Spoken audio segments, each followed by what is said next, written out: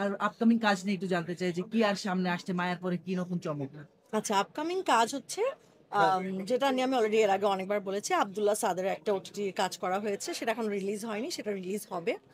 So যখন হবে তখন আসলে বলা আমি যাবে। এবং জিজ্ঞেস করেছিলাম, এটা লাস্ট প্রশ্ন, কিন্তু আব্দুল্লাহ সাদের নাম শুনে আমি না করতে পারছি না, কারণ আমাদের দেশে এত লম্বা মানে চলচ্চিত্রের মানে হিস্ট্রিতে তার ছবিটাই প্রথম কান ফিল্ম ফেস্টিভ্যালে অফিসিয়াল সিলেকশন পায়।